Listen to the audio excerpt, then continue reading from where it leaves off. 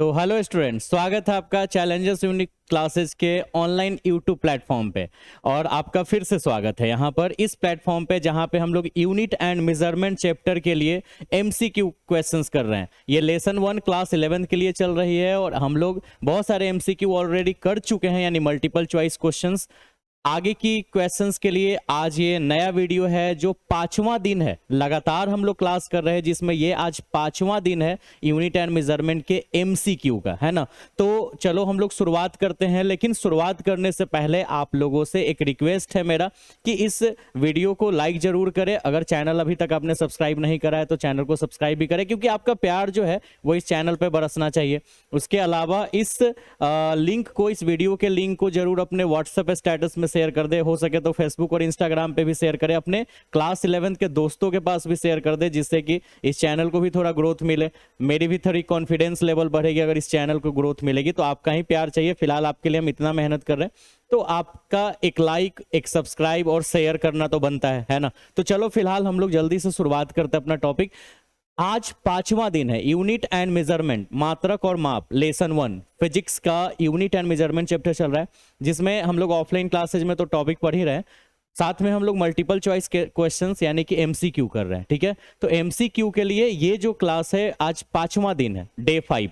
ठीक है, 4 दिन ऑलरेडी हमने क्वेश्चंस कर चुका है, अब 5वां दिन है। अब 5वें दिन का हम लोग क्वेश्चन शुरुआत करते हैं जल्दी से कि आज की क्वेश्चंस क्या है। ठीक है, तो चलो लिंक को जरूर शेयर कर दो अपने व्हाट्सएप स्टेटस में और चलो शुरुआत करते हैं। ठीक है, थोड़ा सा आपको वेट करना पड़ेगा, जस्ट वेट। ठीक है, ये तो ये आज 5वां दिन है आपका, 5वां दिन, और ये आपकी लेसन है। ठीक है, तो चलो शुरुआत कर लेते हैं। चलो थोड़ा सा आप और होल्ड करेंगे, ठीक है। जस्ट ही मुझे एक पेन लाना है, तो पेन हम लेकर आ जाते हैं बोर्ड के लिए। ठीक है, चलिए थोड़ा सा इंतजार करिए। ठीक है, तो चलिए आज के लिए जो क्वेश्चंस है, हमारा सबसे पहला क्वेश्चंस हम लोग देखते हैं कि कौन सा क्वेश्चंस है। ठीक है, क्वेश्चंस नंबर, ये नंबरिंग आगे पीछे हो सकता है क्वेश्चंस का, हम बार बार रिपीट कर रहे हैं। नंबर 38 के बाद 40 भी हो सकता है, टाइपिंग करने में वो मिस्टेक हो जाता है, लेकिन आप अपना जब कॉपी पे ये मेंशन करोगे तो नंबरिंग आप खुद से बना लोगे। मुझे नंबर से नहीं, क्वेश्चन से मतलब है। नेक्स्ट क्वेश्चन, बस बात खत्म। ठीक है, तो हमारी क्वेश्चंस शुरू हो रही है। ठीक है, इनमें से कौन सी इकाइयों की एक सुसंगत प्रणाली है? इनमें से कौन सी इकाइयों, ये 4 ऑप्शन, इसमें से कौन सी इकाइयों है जो सुसंगत प्रणाली के रूप में आता है, यानी which of these is coherent system. Coherent system के रूप में क्या आता है? ठीक है, और आपके पास है एमकेएस सिस्टम। एमकेएस का मतलब मीटर, किलोग्राम और सेकेंड। सीजीएस मतलब सेंटीमीटर, ग्राम, सेकेंड। एफपीएस मतलब फुट, है ना, पाउंड सेकेंड, फीट भी लोग बोलता है, तो फीट पाउंड सेकेंड या फुट पाउंड सेकेंड। ठीक है, एंड ऑल ऑफ दीज, इनमें से सब। तो देखिए, अब आपको बताना है कि इसमें से सुसंगत प्रणाली यानी कोहेरेंट सिस्टम कौन है। तो चलो, हालांकि थोड़ा सा आपको कंफ्यूजन हो रहा होगा कि कौन सा इसमें कोहेरेंट सिस्टम है यानी सुसंगत प्रणाली। ठीक है, तो आप एक काम करो, ट्रायल करो, तुक्का मारो। ठीक है, इसमें से 4 ऑप्शंस में से तुम देखो कि ए बी सी डी में से कौन सा आंसर हो सकता है, उसके बाद हम आपको बताते हैं कि इसमें से कौन सा आंसर पॉसिबल है। चलो स्टार्टअप करो जल्दी से कमेंट बॉक्स में, लाइव चैट में आंसर्स दो कि ए बी सी डी में से कौन सा आंसर होगा। ठीक है, जल्दी से, हम आपके आंसर का वेट कर रहे हैं। ठीक है, चलिए टाइम शुरू हो चुका है आपका। 5 4 3 2 और 1। ठीक है, 1। चलो अब हम आपको बताते हैं आंसर्स। एमकेएस यही जो है वो कोहेरेंट सिस्टम है। एक्चुअली में क्या है ना कि ये जितनी भी सिस्टम सीजीएस दिख रही है, एफपीएस दिख रही है, इसको हम लोग ब्रिटिश सिस्टम भी बोलते हैं। ब्रिटिश सिस्टम, क्योंकि ये ब्रिटेन में ही अंग्रेज लोग ही इसका यूज करता था। सीजीएस सिस्टम को हम लोग मैट्रिक सिस्टम भी बोलते हैं, मैट्रिक सिस्टम। और आपको यह पता होना चाहिए कि एमकेएस का ही मॉडर्न नेम, एमकेएस सिस्टम का ही बाद में चल के नाम रख दिया गया है एसआई सिस्टम। मतलब एमकेएस को ही थोड़ा मॉडर्न किया गया, थोड़ा सा उसमें और भी कुछ नए फिजिकल क्वांटिटी जोड़े गए, जैसे कि 7 क्वांटिटी होते हैं, और वो था MLT स्क्वायर लिए। इसमें से ये 6 क्वांटिटी 17 सेंचुरी, 17वीं शताब्दी के पहले तक ये 6 ही क्वांटिटी था। ये वाली जो क्वांटिटी है ना, अमाउंट ऑफ सब्सटेंस, यानी जिसको हम मोल ऑफ सब्सटेंस भी कहते हैं, अमाउंट ऑफ सब्सटेंस या मोल ऑफ सब्सटेंस, ये 17th सेंचुरी के बाद में जोड़ा गया है, ठीक है। और इसके अलावा दो और सप्लीमेंट्री क्वांटिटी होता था, सप्लीमेंट्री क्वांटिटी, सप्लीमेंट्री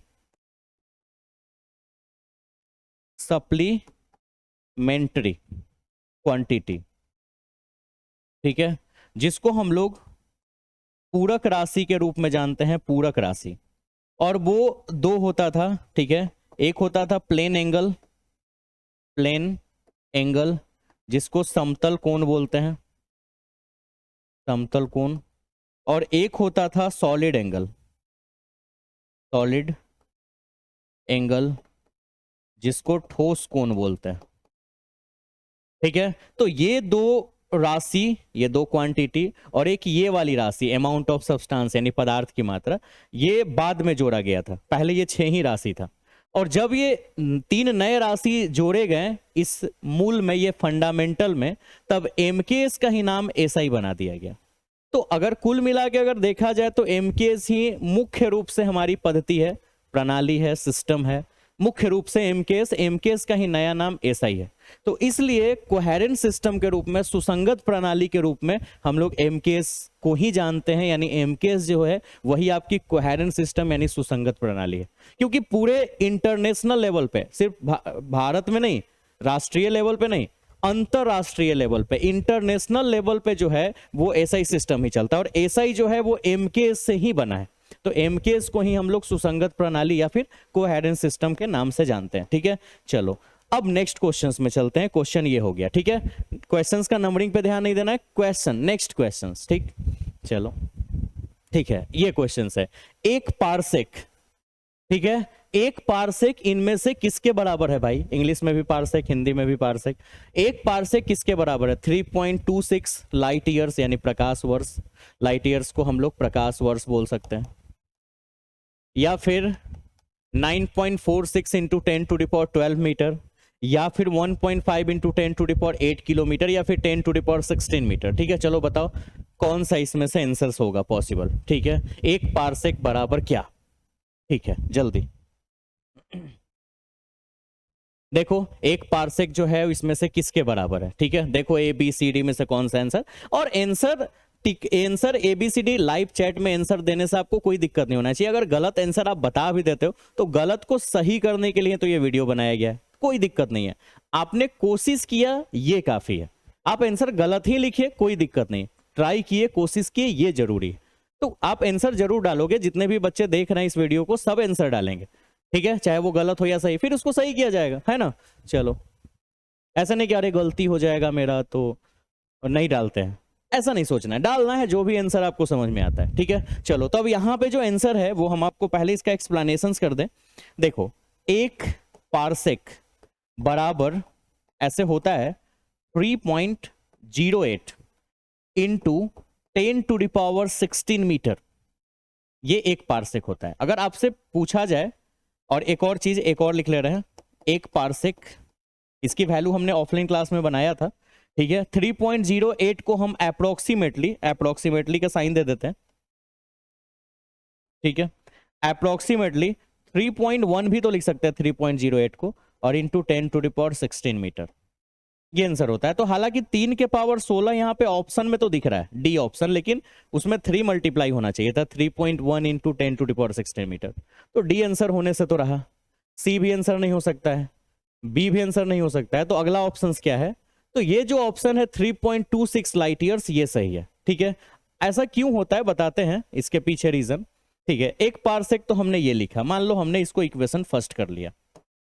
ठीक है, हमने ऑफलाइन क्लास में बनाया था, फिलहाल हम ये बना के दिखाएंगे नहीं, सिर्फ हिंट देंगे। अगर एक प्रकाश वर्ष की बात करो तो इसकी वैल्यू होती है 9.46 इंटू 10⁻15 मीटर, ये एक प्रकाश वर्ष होता है। ठीक है, और अब क्या करो, इस दोनों इक्वेशंस को डिवाइड कर दो, दोनों इक्वेशंस का आपको डिवाइड कर देना है। ठीक है, फिलहाल हम डिवाइड करेंगे नहीं, बस थोड़ा सा ऐसे ही आपको बता रहे हैं कि आप एक पारसेक आप कर लेना, हमने क्लास में करवाया था तो फिर टाइम बहुत लंबा चला जाएगा। एक पारसेक बटा 1 LY, और 3.1 गुना 10 के पावर 16 मीटर, एंड 9. 6 गुना 10 के पावर 15 मीटर। और इस वैल्यू को आपको काट छाट के बाई क्रॉस मल्टीप्लीकेशन कर देना है, तो जिससे आपको एक पार्सेक की वैल्यू निकल जाएगी। और एक पार्सेक की जो वैल्यू है वो इतना आएगी 3.26 प्रकाश वर्ष। ठीक है, इसको बस सॉल्यूशंस करना है। आप इसको पलट के भी लिख सकते हैं वैल्यू को, और फिर काट छाट लीजिएगा, है ना, आराम से। 10 के पावर 16, 10 के पावर 15 कट जाएगा, इसका दशमलव हटा के 3 से इसको काट लीजिए। काटने के बाद जो रिजल्ट बनेगा वो अप्रोक्सीमेटली इतना होगा। हो सकता है वैल्यू थोड़ा बहुत आगे पीछे भी हो जाए, 3.26 ना होके 3.25 हो जाए या 3.30 हो जाए, थोड़ा सा वैल्यू आगे पीछे हो सकता है। ठीक है, तो ये इसको सॉल्यूशंस के बाद जो हमारी रिजल्ट आएगी वो 3.26 होती। अगर ये मैच कर जाता है, एक पार्सेक बराबर 3.08 या फिर 3.1, ठीक है, और इंटू 10⁻16, तो फिर वो आंसर लगाते हैं। लेकिन यहाँ पे तो वैसा कोई ऑप्शन दिख नहीं रहा है, तो एक पार्सेक जो है वो 3.26 प्रकाश वर्ष के बराबर है। ठीक है, चलो अब हम लोग नेक्स्ट क्वेश्चंस में चलेंगे। ठीक है, नेक्स्ट नंबरिंग कुछ भी हो, नेक्स्ट क्वेश्चंस। निम्न में से कौन सी एक वैध भौतिक मात्रा नहीं है, मतलब which is not a valid physical quantity. इसमें से कौन सी जो है वो वैलिड नहीं है। क्वेश्चन है भौतिक मात्रा, ठीक है, भौतिक मात्रा यानी कि फिजिकल क्वांटिटी। भौतिक मात्रा को हम भौतिक राशि भी कह सकते हैं।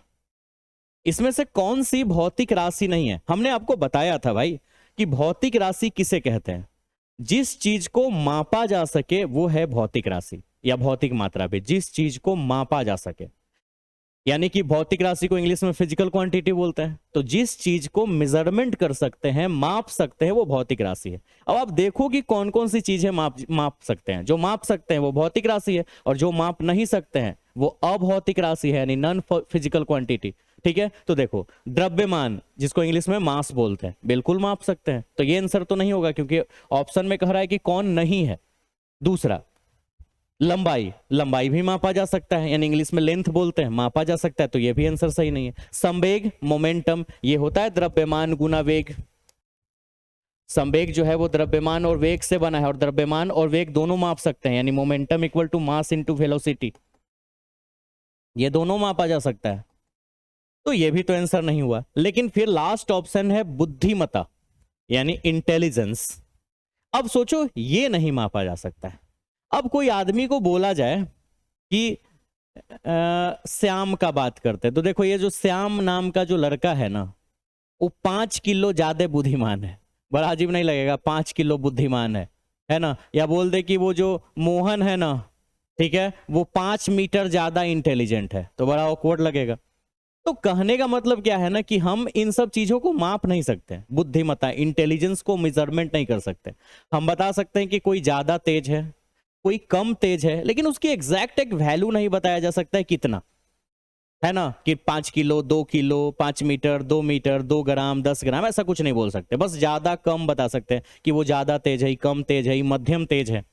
कोई मात्रा, कोई संख्या का यूज नहीं कर सकते कि इतना 5, 10 तेज है, 10 केजी तेज है, 10 मीटर तेज है, 10 न्यूटन तेज है, ऐसा कुछ नहीं बोल सकते।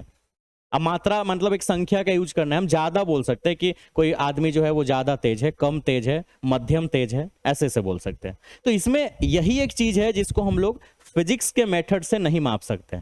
बुद्धिमत्ता यानी इंटेलिजेंस को नहीं माप सकते। तो यहां पे आंसर डी होगा। ठीक है, नेक्स्ट क्वेश्चन का आंसर आप बताओगे। चलो, विद्युत आवेश का विमीय सूत्र। What is the dimensional formula of electric charge. विद्युत आवेश यानी इलेक्ट्रिक चार्ज की विमीय सूत्र बतानी है। ठीक है, option A T, A square T, M L square T to the power -2 और ए अपॉन टी। बताइए जल्दी से लाइव चैट में आंसर्स। सब लोग आंसर देगा, चाहे आपके आंसर गलत हो सही हो। हालांकि विद्युत आवेश का तो आपको पता होना चाहिए, बहुत सारा क्वेश्चंस आपने बनाया है। ठीक है, तो गलत नहीं होना चाहिए, बिल्कुल भी नहीं। ठीक है, तो जल्दी से लाइव चैट में आंसर्स दें, जब तक हम रिकॉर्डिंग भी चेक कर ले अपना चल रहा है कि नहीं। हाँ, चल तो रहा है। ठीक है, ठीक है, चलिए अब आंसर मिलाते हैं, देखते हैं किसका किसका सही है। ठीक, तो विद्युत आवेश का होता है एटी। एटी, इसको आईटी भी बोलते हैं। चलो क्यों समझते हैं। देखो एक्चुअली में विद्युत धारा का नाम तो तुम जरूर सुने होगे, क्लास 10th में भी पढ़ना था। विद्युत धारा बराबर होता है विद्युत आवेश बटा में समय, मतलब electric current equal to electric charge, है ना, और बटा में टाइम। विद्युत इलेक्ट्रिक करंट बराबर इलेक्ट्रिक चार्ज बटा टाइम, विद्युत धारा, ठीक है। अब यहां से विद्युत आवेश की वैल्यू क्या हो जाएगी, खुद से सोचो। विद्युत धारा बराबर विद्युत आवेश बटा समय, हमको निकालना है विद्युत आवेश कहीं, तो विद्युत आवेश की वैल्यू निकाल लेते हैं, ठीक है। ऐसे कर लेते हैं, ऐसे विद्युत धारा को ऐसे आई से इंडिकेट करते हैं, आई से। विद्युत आवेश को क्यू से, स्मॉल क्यू भी लिख सकते हैं, कैपिटल क्यू भी लिख सकते हैं। समय को टी से, बाई क्रॉस मल्टीप्लीकेशन कर दो तो क्यू बराबर आई टी।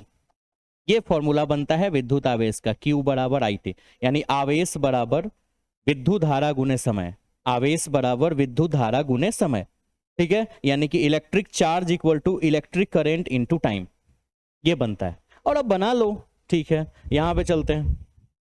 अब बताओ, आवेश का अगर विमीय सूत्र पता करना हो, ठीक है, आई जो है विद्युत धारा है, और विद्युत धारा एक मूल राशि है, फंडामेंटल, जिसकी विमीय सूत्र हम ए भी लिख सकते हैं, आई भी लिख सकते हैं। और ये टी है, तो टी का समय यानी टाइम, यानी इसकी विमीय सूत्र हो जाएगी ए टी, या फिर ए टी के जगह हम आई टी भी लिख सकते हैं, आई टी, क्योंकि विद्युत धारा के लिए जो हम लोग विमीय सिंबल, विमीय संकेत यूज करते हैं, वो ए भी यूज कर सकते हैं, आई भी। तो ए टी भी आंसर हो सकती है, आई टी भी आंसर हो सकती है, ठीक है। तो ये आपका नेक्स्ट क्वेश्चन का आंसर हो गया। अब इसके अगला नेक्स्ट क्वेश्चन में चलते हैं, ठीक है। चलो अगला फिर से तुमको आंसर बताना है ना, चलो देखते हैं कौन आंसर बता सकता है। हाँ, एक इलेक्ट्रॉन वोल्ट किसके बराबर है, एक इलेक्ट्रॉन वोल्ट। हालांकि ये क्लास 11th के अभी किसी भी टॉपिक में इसके बारे में नहीं हुआ है, ठीक है, लेकिन तुम दिमाग लगा सकते हो एक इलेक्ट्रॉन वोल्ट किसके बराबर होता है। सोचो 10th में पढ़ना होगा कि एक इलेक्ट्रॉन वोल्ट इसमें से किसके बराबर है, कितना जूल के बराबर। 1.6 गुना 10 के पावर -19, कि 1.6 गुना 10 के पावर -20, कि 1.6 गुना 10 के पावर -17, कि 1.6 गुना 10 के पावर -15 जूल बताना है, ठीक है। चलो आंसर बताओ जल्दी, ए बी सी डी में से कौन आंसर होगा, जल्दी, ठीक है, लगाओ दिमाग, फिर हम बताते हैं क्या आंसर होगा और क्यों होगा, क्या आंसर होगा और क्यों होगा, ठीक है। चलो हाँ ठीक है, तो अब बताते हैं हम। एक इलेक्ट्रॉन वोल्ट बराबर होता है एक इलेक्ट्रॉन पर आवेश, इसको लैंग्वेज में लिख देते हैं, ठीक है। एक इलेक्ट्रॉन वोल्ट को हम ऐसे लिख सकते हैं क्या, थोड़ा सा कलर चेंज हो गया, एक मिनट एडजस्ट कर लेने दो। एक इलेक्ट्रॉन वोल्ट को हम ऐसा लिख सकते हैं, एक इलेक्ट्रॉन इंटू एक वोल्ट। देखो इलेक्ट्रॉन वोल्ट में ई जो है वो स्मॉल ई है और भी जो है वो कैपिटल लेटर में, ठीक है। एक इलेक्ट्रॉन इंटू 1 वोल्ट, एक इलेक्ट्रॉन वोल्ट। इसका मतलब होता है एक इलेक्ट्रॉन पर आवेश, एक इलेक्ट्रॉन पर आवेश, यानी charge on 1 electron, charge on an electron 1.602 गुना 10 के पावर -19 कूलम, ये एक इलेक्ट्रॉन पे आवेश होता है। ऐसा सब लोग याद करता है 1.6 गुना 10 के पावर -19, लेकिन एग्जैक्ट ये होता है 1.602 गुने 10 के पावर -19, और गुना गुना 1 वोल्ट।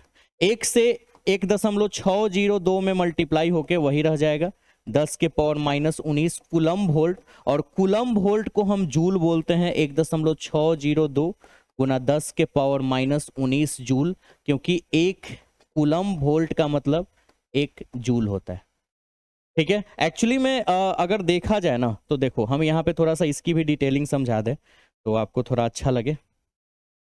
देखो एक वोल्ट का मतलब एक्चुअली होता है 1 जूल पर कूलम, एक वोल्ट का मतलब, वोल्ट का मतलब होता है जूल पर कूलम, जूल पर कूलम को ही 1 वोल्ट बोलते हैं। और इसी को थोड़ा सा एडजस्ट कर लो ना, ठीक है। इसी का नजर लग गया क्या, ऐसे कैसे हो जा रहा है। 1 भी 1 जूल बटा 1 कूलम, ऐसा लिख सकते हैं 1 जूल बटा 1 कूलम, क्योंकि पर कूलम का मतलब नीचे ही हो गया। और अगर हम बाई क्रॉस मल्टीप्लीकेशन कर दें तो 1 जूल बराबर 1 वोल्ट कूलम, और यही तो हमने लिखा कि वोल्ट कूलम या कूलम वोल्ट को जूल बोला जाता है, वोल्ट कूलम को जूल बोला जाता है, ठीक है, और इसको हम ऐसे भी लिख सकते हैं 1.6 दशमलव के एक अंक तक भी लिख सकते हैं, और ये ठीक है, तो 1.602 भी लिख सकते हैं दशमलव के एक अंक के बाद, क्योंकि ऑप्शन में एक ही अंक तक दिया है। तो ऑप्शन हो जाएगा 1.6 गुना 10 के पावर -19 जूल, यानी आंसर इज ए। ठीक है, ये आपका क्वेश्चन हो गया अगला वाला, जिसकी सॉल्यूशन बहुत प्यार से बहुत आराम से बन गया है ना, मजा आ गया होगा आपको। चलो नेक्स्ट क्वेश्चन में चलते हैं। ठीक है, ठीक है, थोड़ा फैन बंद कर दे। चलो आगे, विशिष्ट गुरुत्व की इकाई, विशिष्ट गुरुत्व की इकाई बताना है, यानी the unit of specific gravity. ठीक है, चलो आंसर बताओ, एबीसीडी में कौन हो सकता है आंसर। विशिष्ट गुरुत्व, विशिष्ट गुरुत्व यानी कि स्पेसिफिक ग्रेविटी की क्या होगी इसमें से आंसर। ऑप्शन केजी पर मीटर क्यूब, ग्राम पर सेंटीमीटर क्यूब, नो यूनिट, या फिर न्यूटन बटा मीटर क्यूब। ठीक है, जल्दी से टाइम 5 4 3 2 और 1। ठीक है, चलो अब हम बताते हैं specific, specific gravity equal to, specific gravity equal to होती है density of substance, density of substance बटा में डेंसिटी ऑफ फ्लूइड। ठीक है, यानी कि हिंदी में बोलते हैं विशिष्ट गुरुत्व, विशिष्ट गुरुत्व बराबर पदार्थ का घनत्व, पदार्थ का घनत्व बटा, ठीक है, द्रव, द्रव नहीं, ठीक है, वहां तरल यूज कर देते हैं, वो ज्यादा बेहतर है, तरल में दोनों आ जाएगा, द्रव भी और गैस भी, फ्लूइड मतलब तरल ही होता है, तो तरल का घनत्व। और अब उम्मीद है कि आप आंसर बता पाओगे। ठीक है, थोड़ा और हिंट दे दे, डेंसिटी को भाग देना है डेंसिटी को, डेंसिटी से, मतलब घनत्व बटा घनत्व। अगर घनत्व बटा घनत्व है, यानी कि डेंसिटी बटे डेंसिटी, तो इसकी तो कोई मात्रक ही नहीं होगी ना, क्योंकि घनत्व को घनत्व से ही भाग देना है, डेंसिटी को डेंसिटी ही से भाग देना है, तो इसका मतलब है कि इसकी को सारी मात्रा कट जाएगी, यानी आंसर होगा नो यूनिट। ये आंसर, अब देखो किसका किसका सही आंसर जा रहा है। ठीक है, चलो आगे बढ़ते हैं, अगले अगले प्रश्न में हम लोग चलते हैं। ठीक है, निम्नलिखित में से किसकी कोई बीमा नहीं है। लो, इसमें से कौन है जिसकी कोई बीमा ही नहीं है। Which of the following has no dimension, जिसमें से किसी, इसमें से कौन है जिसकी बीमा नहीं है। विशिष्ट उष्मा मतलब कि स्पेसिफिक हीट, सापेक्ष घनत्व यानी कि रिलेटिव डेंसिटी, संवेग यानी मोमेंटम, और शक्ति यानी पावर। इसमें से कौन है जिसकी, ठीक है, जिसकी जिसकी डायमेंशन ही नहीं है। सोचो क्यों, कौन सा, कौन सा है जिसकी कोई कोई कोई डायमेंशन ही नहीं है। आंसर बताओ, एबीसीडी में से कौन सा आंसर होगा। देखते हैं किसकी सही हो पाती है। ठीक है, चलो ठीक है, देखते हैं। तो देखो यहां पे इसकी आंसर जो है वो सापेक्ष घनत्व, स्पेसिफिक हीट नहीं, स्पेसिफिक नहीं, relative density, relative density answer B. क्यों समझते हैं। ठीक है, देखो सापेक्ष घनत्व, ऐसे सापेक्षिक घनत्व होता है, यहाँ पे सापेक्ष लिखा गया लेकिन चलेगा वो भी, सापेक्षिक घनत्व होता है। ठीक है, यानी रिलेटिव डेंसिटी, रिलेटिव डेंसिटी। ठीक है, और ये क्या होता है, तो इसका मतलब पहले हिंदी में लिख लेते हैं, पदार्थ का घनत्व, पदार्थ का घनत्व, ठीक है, यानी density of substance, density of substance बटा में पानी का घनत्व 4 डिग्री सेल्सियस पर, तापमान पर। ठीक है, यानी कि density of water, density of water.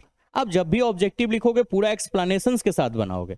ठीक है, तभी तो आपको बाद में भी आप ऑब्जेक्टिव समझ पाओगे, नहीं तो मुझे आंसर भी, मुझे भी मारना आता था भी। और मैक्सिमम जो आप यूट्यूब पे बहुत सारे वीडियो देखोगे ऑब्जेक्टिव का, उसमें सीधा आंसर बताया जाता है। ठीक है, लेकिन हम आपको एक्सप्लेन करके बता रहे हैं कि किसकी आंसर क्यों कैसे होगी। ठीक है, तो इसलिए आपको आंसर भी उतारना है जिससे कि आप बाद में समझ सको, किसी और को भी समझा सको। सापेक्षिक घनत्व यानी रिलेटिव डेंसिटी होता है पदार्थ का घनत्व बटा पानी का घनत्व, यानी डेंसिटी ऑफ सब्सटेंस बटा डेंसिटी ऑफ वाटर। हाँ, लेकिन इसमें कंडीशन है एट 4 डिग्री सेल्सियस टेम्परेचर।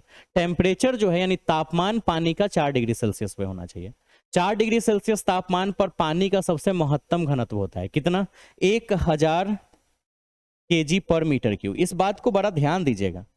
देखो, पानी को अगर गर्म करोगे ना तो उसकी घनत्व यानी डेंसिटी घटती है, पानी को ठंडा भी करोगे तो उसकी डेंसिटी घटती है। ठीक है, मतलब उसको बर्फ भी बना दोगे, बर्फ बनाओगे तो भी उसकी डेंसिटी घटेगी। अगर तुम उसको गैस बनाने जाओगे तो भी उसकी डेंसिटी घटेगी, डेंसिटी यानी घनत्व। लेकिन 4 डिग्री सेल्सियस तापमान पे पानी का सबसे ज्यादा घनत्व होता है, सबसे ज्यादा। 4 डिग्री सेल्सियस अगर तापमान रखते हो पानी का, वाटर का, तो डेंसिटी उसकी सबसे मैक्सिमम होती है।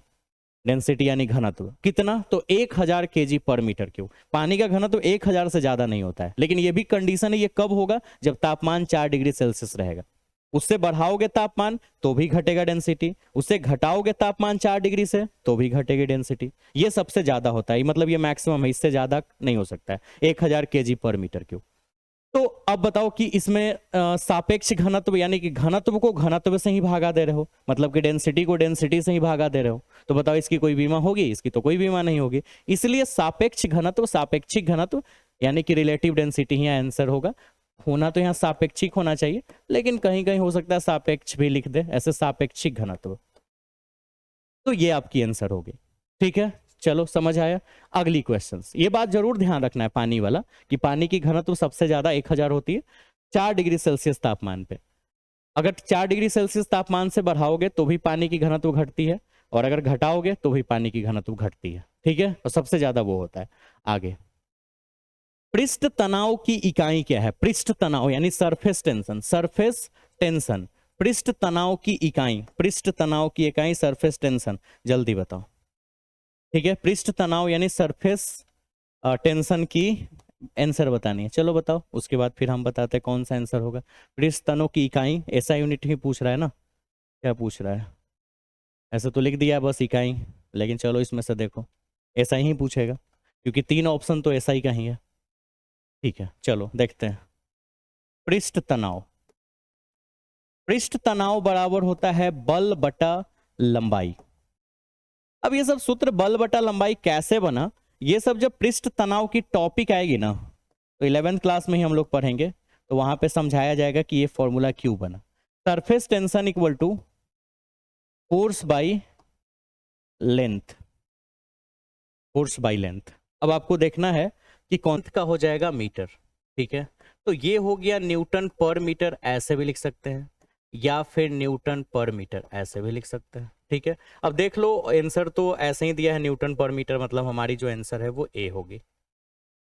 ठीक है, तो ये अब अगले क्वेश्चंस में चलते हैं। ठीक है, क्वेश्चन नंबर 48, सीजीएस प्रणाली में दाब की इकाई क्या है? सीजीएस प्रणाली में दाब की इकाई क्या है? ठीक है, चलो बताओ। सीजीएस प्रणाली में, एसआई में नहीं, सीजीएस में पूछ रहा है कि कौन सी दाब की प्रणाली होगी। दाब, दाब, दाब जिसको इंग्लिश में प्रेशर बोलते हैं, इसकी सीजीएस सिस्टम में यूनिट बतानी है। ठीक है ना, यूनिट यानी इकाई। चलो देखो, बताओ जल्दी। पास्कल, डाइन पर सेंटीमीटर स्क्वायर, न्यूटन पर मीटर स्क्वायर, या फिर एटीएम मतलब एटमोस्फेरिक प्रेशर। ये होता है एटमोस्फेरिक प्रेशर, प्रेशर। ठीक है, वायुमंडलीय दाब बोलते हैं, वायुमंडलीय दाब। ठीक है, चलो आंसर बताओ जल्दी से, देखते हैं किसका आंसर। 5 4 3 2 1। ठीक है, अब हम बताते हैं आपको। ठीक है, देखो दाब, दाब जो कि होता है बल बटा क्षेत्रफल, बल बटा क्षेत्रफल, यानी pressure equal to force by area. ठीक है, फोर्स बाई एरिया। अब बल बटा क्षेत्रफल का अगर सीजीएस की बात करें, अगर एसआई का बात करते हो तो न्यूटन लिखते और मीटर स्क्वायर लिखते, यानी कि न्यूटन पर मीटर स्क्वायर। लेकिन ये और न्यूटन पर मीटर स्क्वायर को ही पास्कल कहा जाता है। लेकिन ये एसआई का बात होता, तो सीजीएस की अगर बात हो रही है, सीजीएस में अगर चले तो फोर्स के लिए डाइन लिखेंगे, डाइन, क्योंकि बल के लिए डाइन होता है, बटा में एरिया के लिए सेंटीमीटर स्क्वायर लिखेंगे, तो रिजल्ट हो जाएगा डाइन पर सेंटीमीटर स्क्वायर। ठीक है, तो देखो अब ऑप्शन कौन सा है। ठीक है, फिलहाल लाइट कट गया, बहुत गर्मी लग रहा है, तो बी डाइन पर सेंटीमीटर स्क्वायर ये आंसर होगा। ठीक है, चलो देखो, ये पसीना ही सिर्फ आ रहा है सिर्फ, तो ये आंसर डाइन पर सेंटीमीटर स्क्वायर। ऐसा ही पूछता तो पास्कल हो जाता। ठीक है, नेक्स्ट 49, एसआई प्रणाली के बारे में आप क्या सही नहीं है ये बताना है, मतलब what is not correct about SI system. SI system के बारे में इसमें से कौन सा ऑप्शन सही नहीं है, चलो देखते हैं। पहला, इसकी 7 आधार इकाइयां हैं, क्या ये सही बात है या गलत। ठीक है, दूसरी, इसमें कैंडेला शामिल है, ये सही है या गलत। यह सेंटीमीटर का उपयोग करता है, मतलब यह सेंटीमीटर का उपयोग करता है, ये सही है या गलत। किसके लिए भाई, तो एसआई प्रणाली के लिए। एसआई प्रणाली में 7 आधार इकाइयां हैं, ये सही है या गलत। इसमें कैंडेला होता है, ये सही है या गलत। यह सेंटीमीटर का उपयोग करता है एसआई प्रणाली, ये सही है या गलत। यह विश्व स्तर पर स्वीकृत है, मतलब ये ग्लोबली एक्सेप्टेड है, सब जगह काम करता है। तो इसमें से कौन सा ऑप्शन है जो गलत है, जो एसआई प्रणाली के अंतर्गत नहीं आता है, ऐसा कोई ऑप्शन जो एसआई प्रणाली के अंतर्गत ही नहीं आता है, बताइए कौन सा। ठीक है, ए बी सी डी में से कौन सा आंसर होगा जो एसआई प्रणाली के अंतर्गत आता ही नहीं है। जब तक आप आंसर ढूंढे, मेरा एक फोन आ गया है, ठीक है, पता नहीं किसका है, भी साइलेंट कर देते हैं। ठीक है, बताइए, चलिए अब हम आंसर बताएं। ये तो बिल्कुल आंसर सही है, 7 प्रणाली तो होता ही है, ml/t स्क्वायर लिए 7 गो राशि होता है, तो 7 गो इसकी मात्रक भी होती है। इसमें कैंडेला होता है, हाँ, लुमिनस इंटेंसिटी, ज्योति तीव्रता का कैंडेला होता है, तो ये भी आंसर सही है। यह सेंटीमीटर का उपयोग करता है, ये बिल्कुल गलत बात, क्योंकि लंबाई के लिए सेंटीमीटर यूज होता है, और एसआई में तो लंबाई के लिए हम लोग मीटर यूज करते हैं ना, मीटर, और ये बता रहा है कि सेंटीमीटर यूज होता है, तो ये ऑप्शन गलत है। और ग्लोबली एक्सेप्टेड तो है, विश्व स्तर पर तो एसआई काम करता ही है, फुल फॉर्म ये सिस्टम ऑफ इंटरनेशनल, अंतरराष्ट्रीय स्तर पर, तो यहाँ पे आंसर जो है वो सी होगा, ये एसआई के अंतर्गत नहीं आता है। ठीक है, नेक्स्ट, चुंबकीय क्षेत्र का विमीय सूत्र, और ये अंतिम क्वेश्चन है आज का। चुंबकीय क्षेत्र का विमीय सूत्र क्या है, चुंबकीय क्षेत्र का विमीय सूत्र, तो चलो देखते हैं। हालांकि इसमें हम आपको थोड़ा सा बना के दिखाना ही पड़ेगा। चुंबकीय क्षेत्र, जिसको हम लोग मैग्नेटिक फील्ड बोलते हैं, ठीक है, आप थोड़ा सा, मैग्नेटिक फील्ड को बी से इंडिकेट किया जाता है, और फॉर्मूला होता है एफ बाई क्यू भी, एफ बाई क्यू भी। ठीक है, एफ बाई क्यू भी चुंबकीय क्षेत्र यानी मैग्नेटिक फील्ड का, तो चलो बना लेते हैं। एफ बल है, तो ml/t के पावर -2। क्यू आवेश है, तो आवेश के लिए हम लोग या तो at लिखेंगे या तो it लिखेंगे, अभी आवेश का निकाले थे पिछला कुछ क्वेश्चन में, एक क्वेश्चन में। और v से वेग होता है, तो वेग का LT इनवर्स। तो फाइनली इन सबको अगर सॉल्व करें तो रिजल्ट m का तो m रहेगा।